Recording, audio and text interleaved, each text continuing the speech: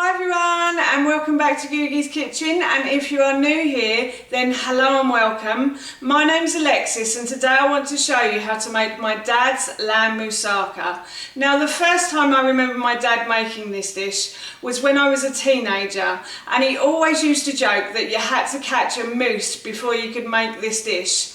He's not funny.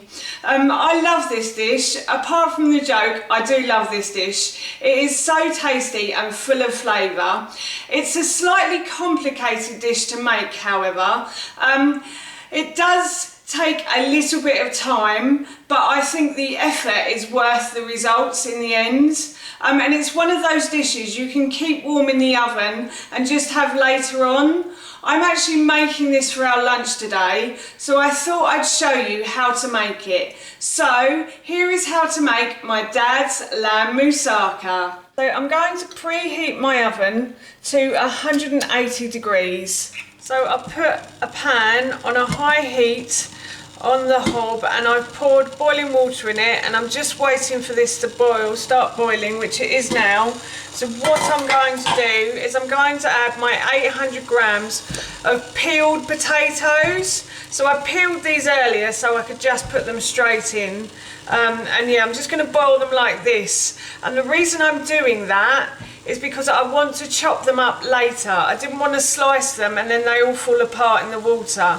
And I'm going to boil these for about 5 minutes, so they only soften slightly, and that helps with the cooking process when you cook the moussaka. So that's why I'm boiling them now. So my oven is preheating nicely, and now what I'm going to do is I've got my baking tray and I'm going to add 2 chopped and peeled courgettes and 2 peeled and chopped aubergines as well, and then the aubergines need to be about 1 centimetre piece thick, and same with the courgette as well. You are going to blend this later, so roughly chopping it is fine. So yeah, I'm going to add those in, and I've also got about 6 garlic cloves here as well. In the book it says 4 to 6. So yeah, I've got 6 here because we love garlic, but if you're not so keen then please add less. And then I've got some dried mixed herbs as well. I think in the book I said herbs de Provence, but if you want to use dried mixed herbs or Italian herbs then that's fine. And I'm going to just sprinkle those over, and then I've also got some olive oil here that I'm going to drizzle over the top as well. Just enough to cover everything in, and I'm going to add a little bit of salt and pepper to this as well. So I'm just going to add a pinch of salt or 2. I think I'm going to do a couple actually. The salt does help with the water in the aubergine as well, so it's always good to have a little bit more salt on aubergine, I think. And then I'm just going to stir this round so everything is covered in the oil. Now, yep, that's looking lovely. So now what I'm going to do is I'm going to put this into my oven for about, I think it's about 20 to 25 minutes, and then I'll check on it. So my potatoes have finished boiling, and I just wanted to show you, if you can see this, you can just stick a knife in them and they will just fall off the knife. So they need to be knife fullable, if that's a word, rather than forkful. So yes, they're just falling off the knife, so that's perfect. So I'm going to go and drain these now. So while I wait for the potatoes to cool down, I'm going to start cooking my sauce. My bechamel sauce, which is like a cheesy creamy sauce that you put with the potato and the meat. And I'm going to, I haven't got any flour. I'm just going to melt down a little bit of butter in this pan. So I'm just going to melt this down, and I'm going to go and get my flour as well, so I won't be a moment. I'm just melting this butter down, and what you need for a bechamel sauce is equal quantities of butter and flour. And so once this is melted down, I'll add my flour and I'll make it into a paste. So yes, Just keep melting this down for the moment. So the butter has melted nicely now, and what I'm going to do is I'm going to add my flour bit by bit, and I'm going to turn this into a paste. Now I've got 50 grams of butter and I've got 50 grams of brown rice flour, but if you can't get rice flour then you can use corn flour. I just prefer rice flour to corn flour. I think it's a bit healthier for the body. They do a lot of stuff to corn that we don't really know about, so I much prefer using rice flour if I can. But I do sometimes use corn flour as well. And if you had seen my video, Switzerland's Finest Macaroni Cheese, I do exactly the same sauce in that as well. So that's been turned into a lovely paste now. And what I'm going to do is I'm going to turn off the heat, and I've got 600 mils of oat milk.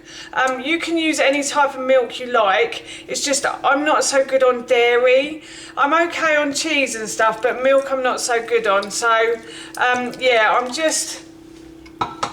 I don't like to eat it too often, and I don't like to have too much of it either. And I am using cheese in this sauce today, so and butter as well. So I'm just using a bit of oat milk, but you can use cow's milk if you want to, or you can use any type of milk you like. So yes, I'm just adding the milk bit by bit, and you don't want it lumpy either. You just want it a nice smooth consistency. That's it, it's coming together nicely now. So as you can see, that's really smooth in that pan. And I'm just going to continue to add the milk to this now because it's really lovely and smooth. So that's all of the milk gone in. And I'm just going to turn the heat back on, but I'm going to turn it on to a low heat now. And I'm going to add about 2/3 of this cheese. I've got about 200 grams of grated cheddar in here, and I want to add about 2/3 of it because I want to leave a big lump for the top as well. So I'm just going to add this in now, and I'm going to let this melt down. I'm going to continue to stir this. If I don't spill it over the side, I always do that in these videos. And I'm also going to add a little bit of salt and pepper to that as well. So I've added a bit of salt, bit of pepper, sorry, and a bit of salt as well. So I'm just going to continue stirring these until the cheese melts now. So the cheese has started to melt and the sauce has started to thicken now. This did take a good 5 minutes before it started to thicken. That's what I meant to say before I shut the camera down. You have to wait for it to thicken as well as waiting for the cheese to melt. So this is lovely now. So what I'm going to do is I'm going to set this aside, and I think my aubergine has finished cooking too. So I'm going to go and check on that. So the aubergine and courgette is a lovely golden brown colour now. So what I'm going to do is I'm just going to remove this from the oven and set it aside and leave it to cool. So I've got another pan that I've put on a high heat, and I'm going to add a teaspoon or two of oil to the bottom of that pan, and I'm going to brush it around with my plastic brush until it's evenly spread across the base of the pan. And now what I'm going to do is I'm going to cook the meat part of this dish. So I've got 1 onion, peeled, sliced and diced here, and I'm just going to start to stir this now.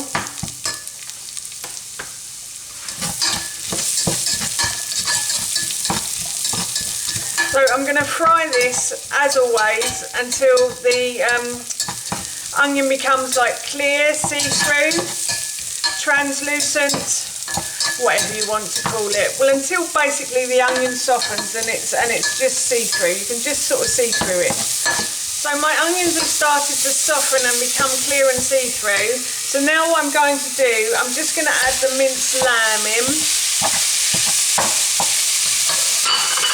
And I'm going to fry this until it's a nice golden brown colour now. So this is a lovely golden brown colour now. So what I'm going to do finally is just add a little bit of salt and pepper to that.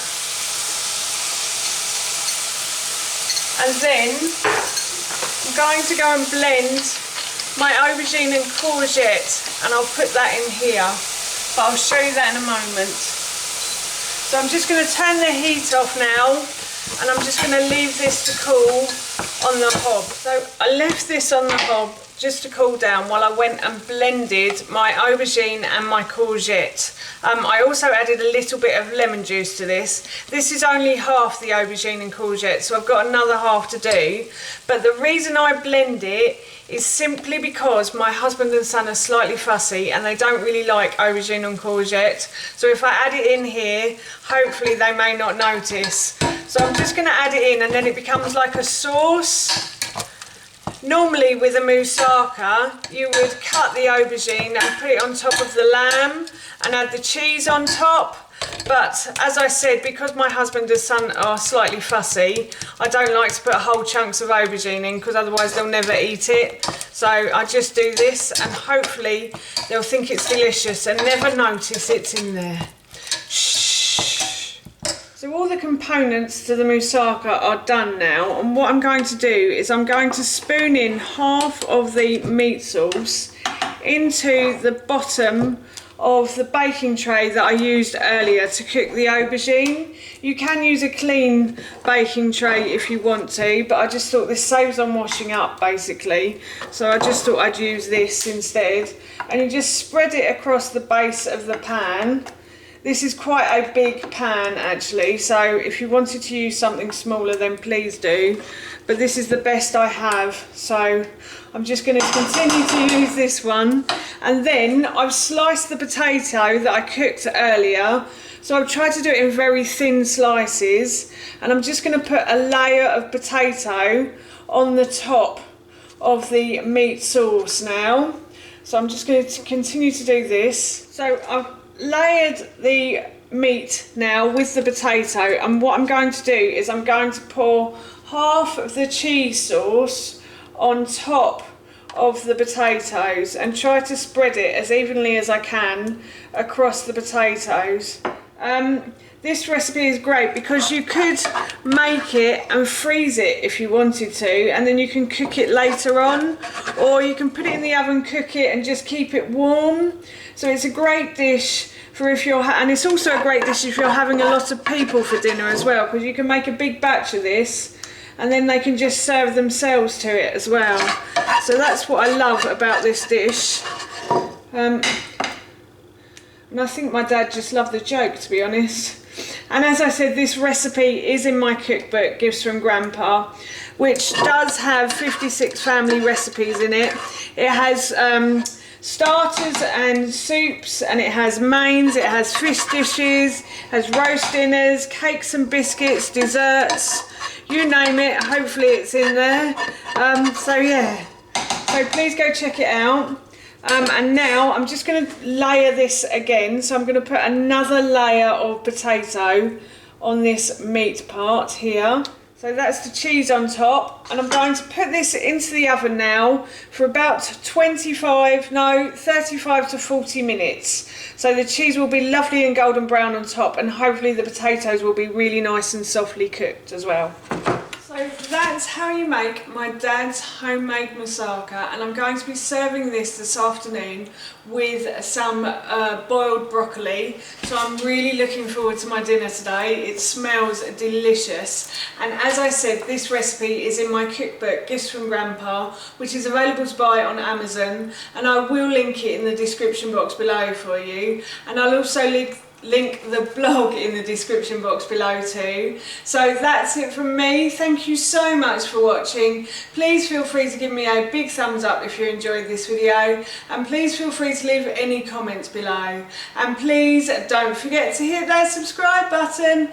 See you all soon. Bye.